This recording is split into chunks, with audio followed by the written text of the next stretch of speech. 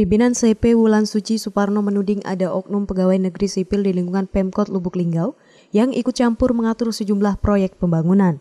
Hal ini diketahui Suparno setelah beberapa proyek pembangunan yang ada di setiap SKPD sudah diatur oleh oknum PNS tersebut. Menurut Suparno, hal itu bukanlah menjadi tugas dan wewenang dari seorang PNS, serta tidak sesuai dengan Peraturan Presiden Nomor 3 Tahun 2010 tentang pengadaan barang dan jasa. Menurut kontraktor lokal ini, setidaknya ada 12 paket proyek pembangunan di beberapa dinas saat ini dikerjakan oleh oknum PNS itu. Dirinya pun merasa kecewa sebab kondisi ini sudah dialaminya 2 tahun terakhir. Tentu bukan hanya dirinya saja, namun hal serupa juga dirasakan oleh kontraktor lain. Ada oknum PNS yang mengatur proyek. Sebab selama ini ya saya itu ya macam di SKB itu dapat. Nah, ternyata sudah 2 tahun ini tidak pernah dapat.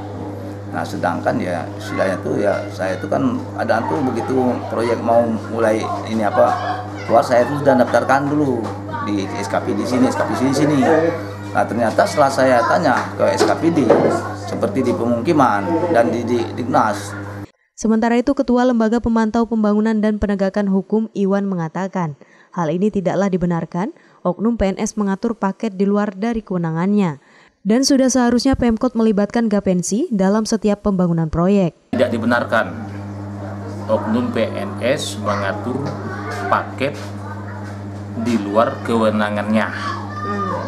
Nah, mestinya pemerintah Kota Lubuk Linggau itu harus mengikutsertakan organisasi kontraktor seperti.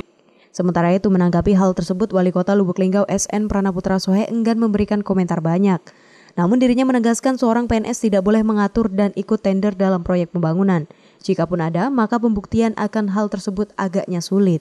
Tentu secara hukum dia tidak ngerti itu. Dan mungkin bisa lah PNS dia berproyek.